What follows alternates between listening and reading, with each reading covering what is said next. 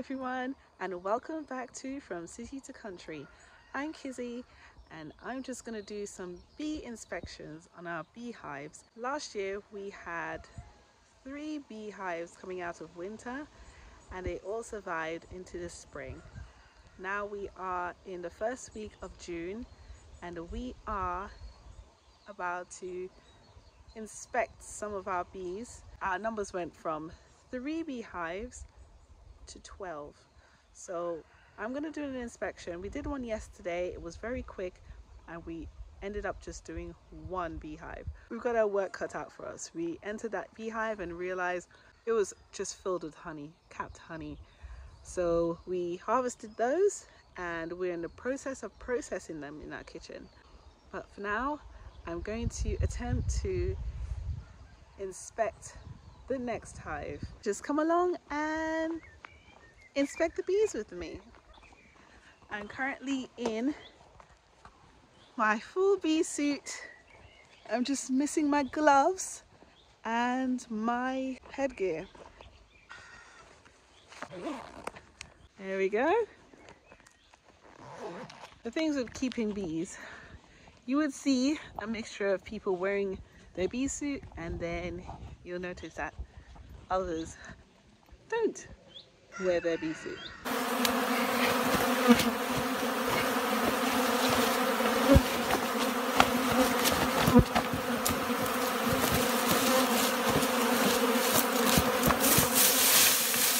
I prefer to wear mine.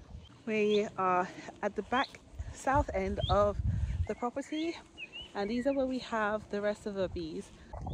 So for those of you who are new here, this is our second year of beekeeping. The first year we caught a bee swarm, and we bought some bees from a local beekeeper. We didn't harvest anything from those bees for our first year. We've been advised by an experienced beekeeper that it's better not to harvest honey from first year bees. So that's what we did. This year we've come to realize that that rule doesn't apply to every single year.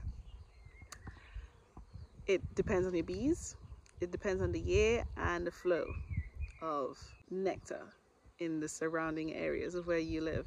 So we've had a humongous amount of nectar flow. So what I mean by nectar flow is where the bees source their food from, these flowers that's nearby. We were surrounded back in May, end of April, throughout May, with oilseed rape. Those are the yellow flowers that I probably insert something here for you to see what those flowers look like. But yeah, they're in the brassica family, and the bees go crazy for the nectar. So, oh, there's bees landing on me right now. I don't have my gloves on, but I think we'll be okay for now. So this is our beehives on the south side of the property. You can probably see our other beehives in the back there in the background. Yeah, these are what we have at the moment. These 3 are in the 5-frame nook, and these bigger ones have 10 frames in them. We decided to go with Langstroth, which is a size of beehive. It's just our preference, but there's many different styles or sizes that you can go with when it comes to having a beehive.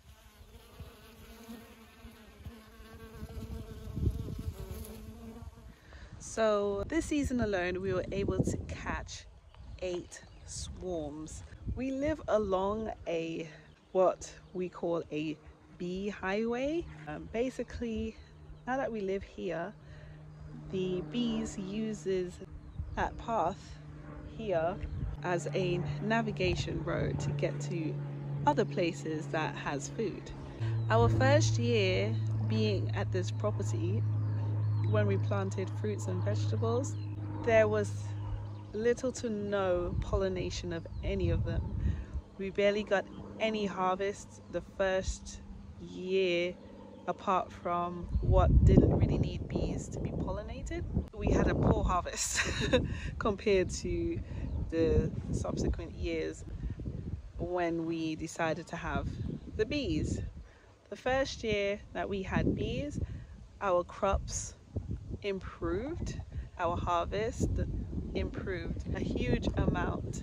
Since then, we've just kept expanding on these bees and we've never looked back since. I think I'll be inspecting this one next. That's what you call bearding. It's when the bees are really hot. They're facing the south and that's where the sun is right now.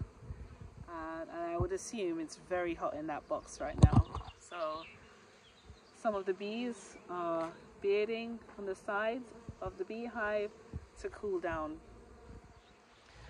One of our main reasons for keeping bees was, one, we wanted our fruits and vegetables to be pollinated, because without the bees pollinating them, we're not going to get anything, like barely anything to harvest.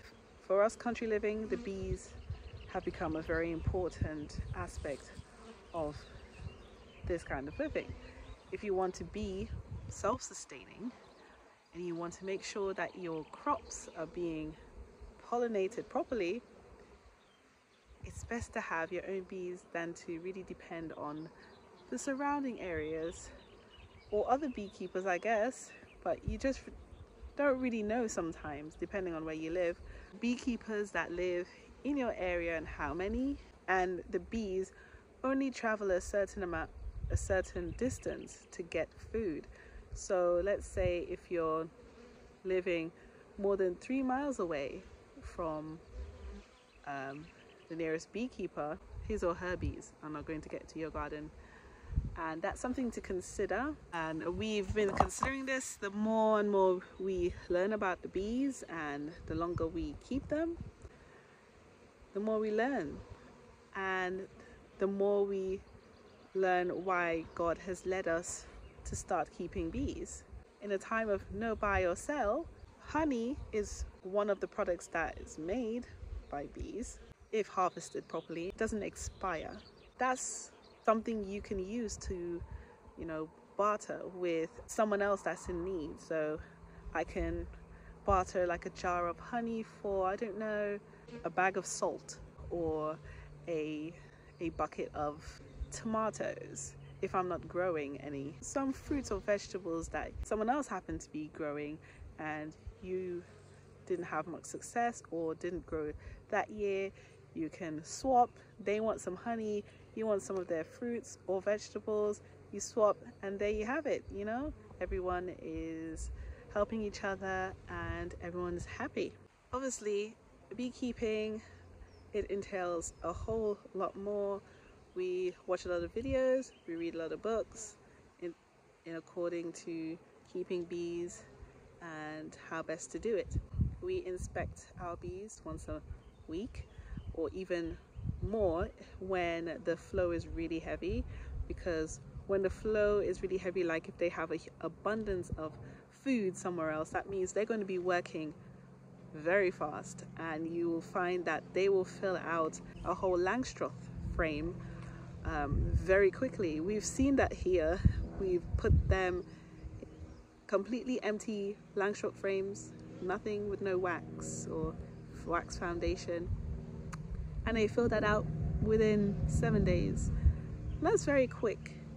And if you don't keep on top of it, they'll swarm, but God designed it to be that way. They'll swarm, but then they don't swarm with all of them.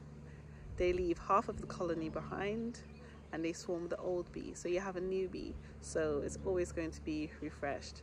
But you don't want it to happen so much that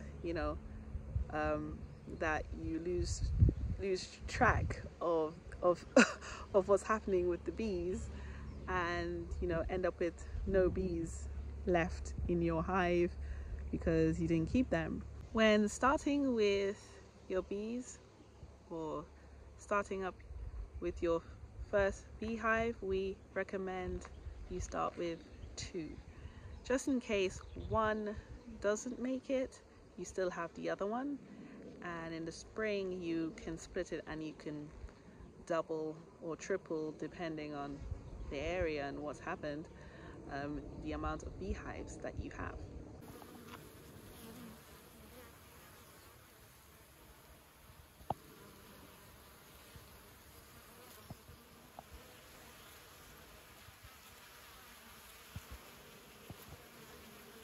So I'm just gonna get our smoker to smoke the bees before I open the hive, so that it disrupts their signaling to each other to sting the intruder. Even though I have my bee suit on, I don't really want them to sting me, because once they sting, they die.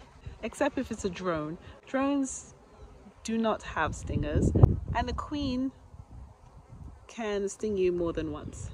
It's the worker bees that sting once and then they die, and we don't really want that. So we use a smoke to cloud their signal to each other, and then they think that there is a fire going on inside the hive. So what do? They immediately go towards the honey and start eating to their heart's content until I'm finishing there, and I close back up the hive, and then I move on to the next one.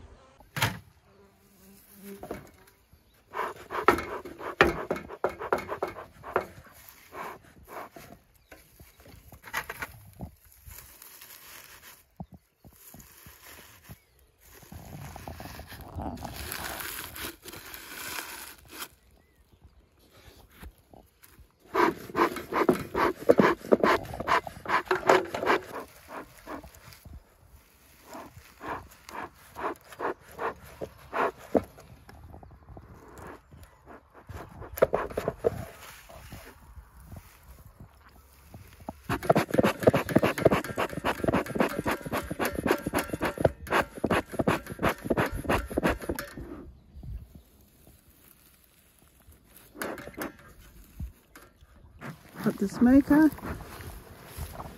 What I'm basically going to do is smoke the entrance.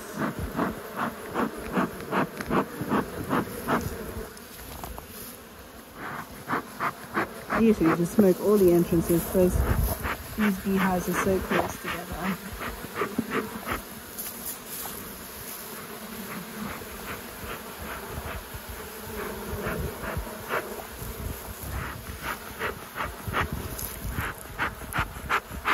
None of them try to come for me. Even though I'm wearing a bee suit, I still don't want them to come. Just try and sting me. And there's one here that decided to find a hole at the back and go in that way. We're going to smoke here as well. So I want to start with the purple one that was bearding. See what's happening in there.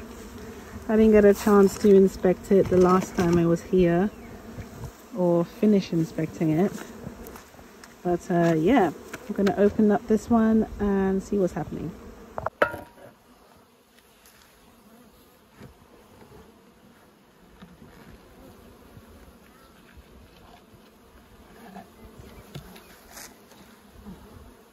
Gosh, look at that! Dear oh dear, this one was long overdue. This one is a complete mess. All of the foundation has collapsed. Look at that. The foundation has collapsed in there. So this is a bit of a mess. I'm gonna have to take these wax up and put some rubber bands over one of these frames and just try and rectify what's happened here. Dear, dear.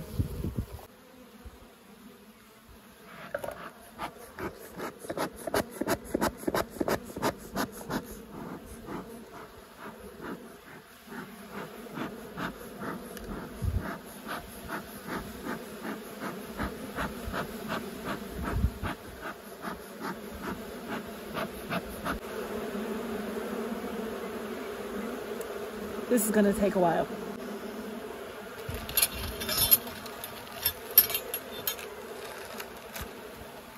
Got my bag of rubber bands.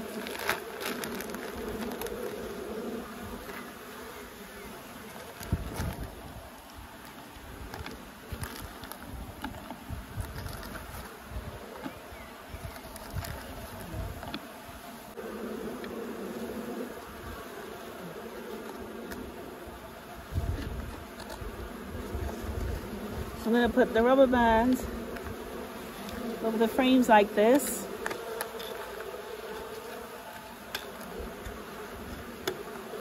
To basically hold the foundation in here while the bees reconstructed themselves.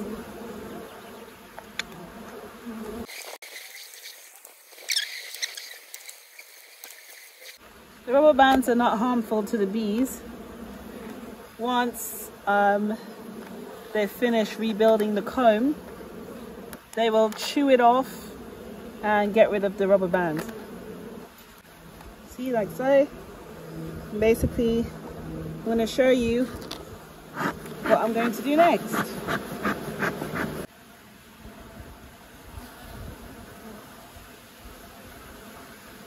You push them through here. Like this.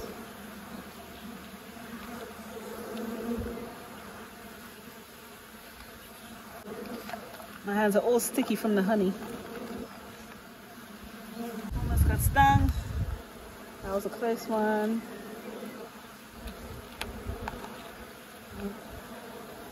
These gloves are really thick, but when you press up against, you can still get stung, so to be really careful.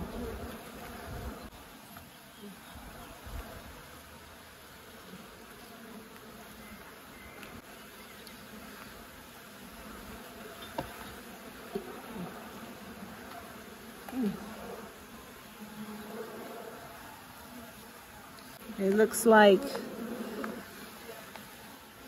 queen cells here, very small ones.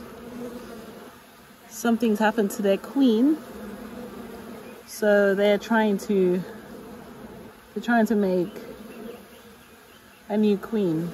These are what you call queen cells,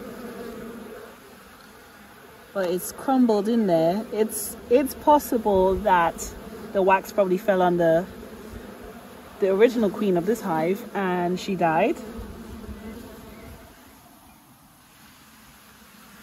But yeah, these things happen, especially when it's really hot and our frame doesn't have the wire going through. Okay.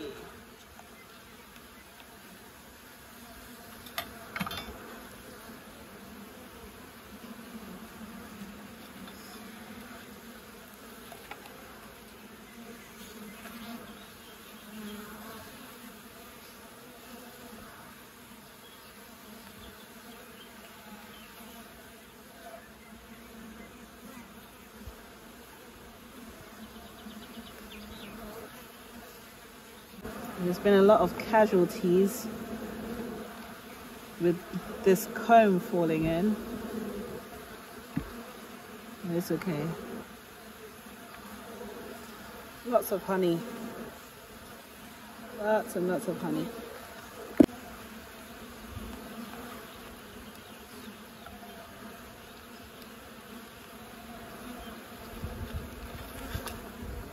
All right, let me get another frame to finish this off. Oh, look. Capped honey on this part.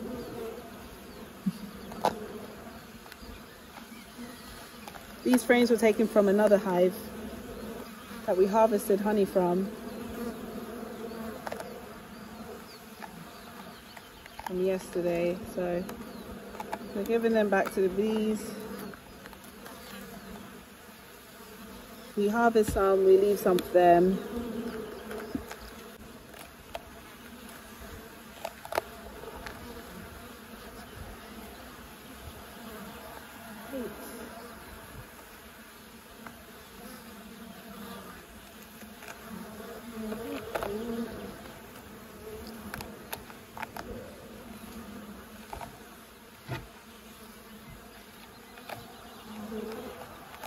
Fortunately, what's crumbled down was not brood, it was just the honey and pollen stores.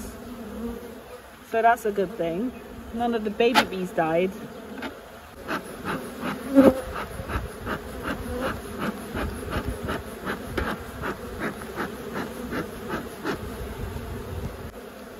I'm not sure if any of them are salvageable in there.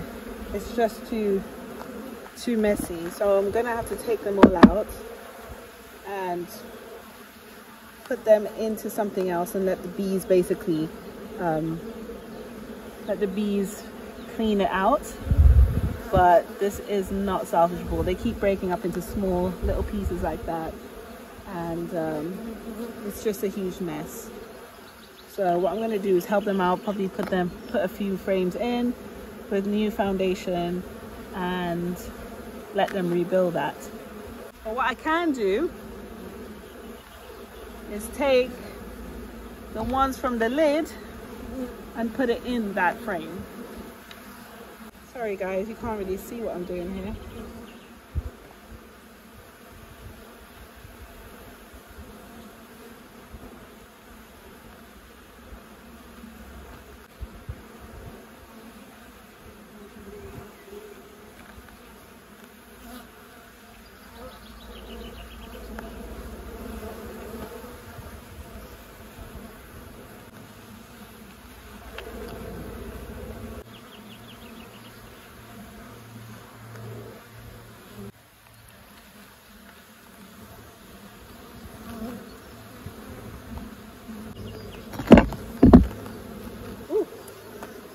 Don't sting me.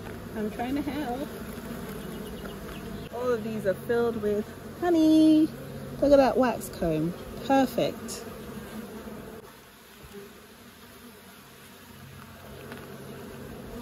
Some of you may be thinking, oh, I can't do this. Trust me, that was me 10 years ago.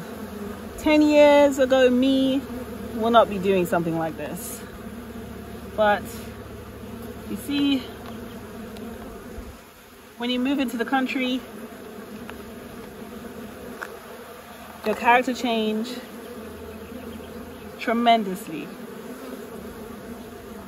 For the better, actually. We're almost done. I'll show you in a bit what the progress we've made. Oh, look at that. Oh, it's just so fascinating. It is really hot today, and I am soaked in this bee suit. But guess what? I'm protected. I'm protected by God's grace. Okay, so we'll put this back in. Oh, looks like piece fell out. Just hopefully they're in there properly. Yep. All right. Hopefully the bees can... Oh, this is not going how I planned it.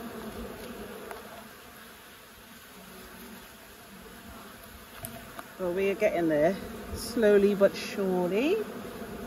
All right, move out the way, bees, so I can put this down. Don't want to squish you guys. All right. There we go. They're not happy. But I feel better now that I've helped them a little. Let's get down to the crux of the matter. I'm seeing some queen cells, some more queen cells.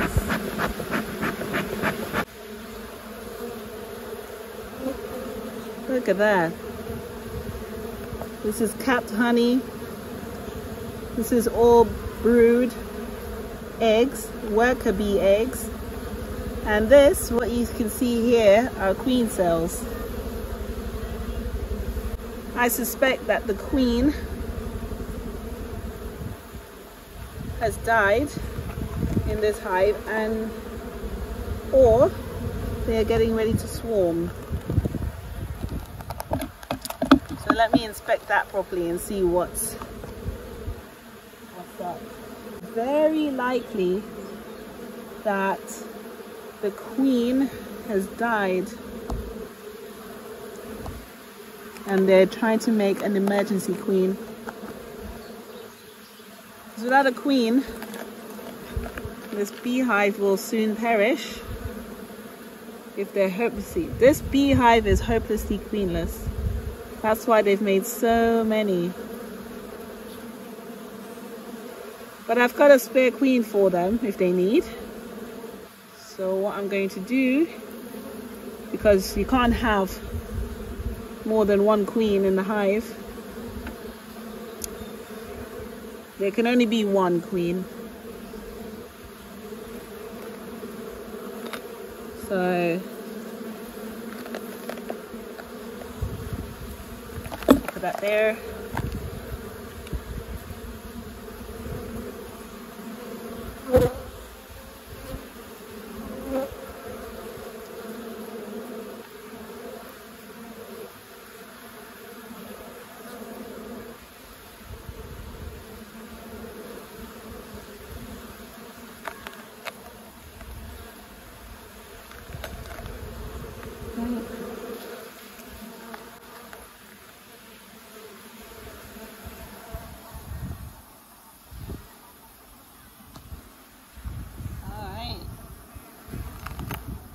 I'm going to give them a queen.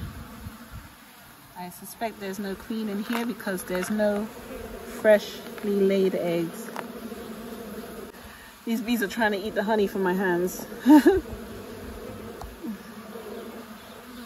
I'm going to turn it over because there's more queen cells on the other side.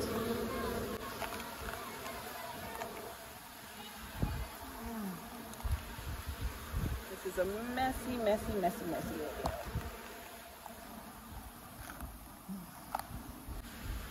Here is the queen cells, some more queen cells. We're going to destroy those as well. There's so many. These sorts, that's sorted.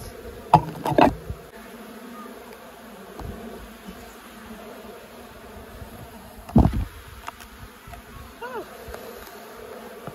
These frames are super heavy, especially when they're laden with honey like that. More smoke.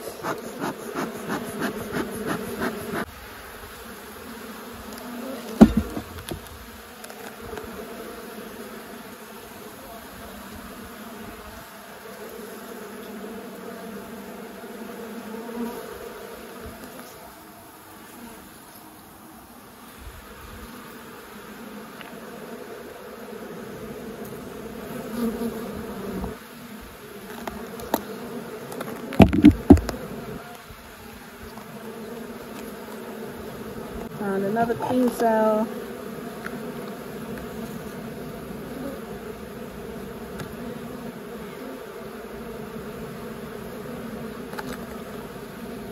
That one's empty.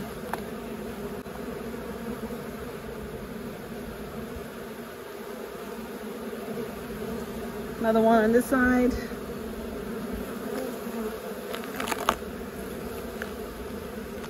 Look at that. Absolutely stunning.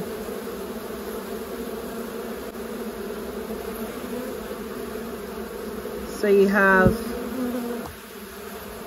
what you call the capped honey around here, and this is the brood with the worker bees, but not the drones. The drones are more protruding, but I don't have an example of what the drones look like. Doesn't look like this hive has any drones.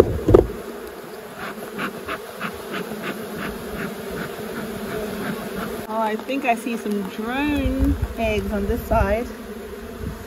Looking to see if I can see the queen. No queen yet.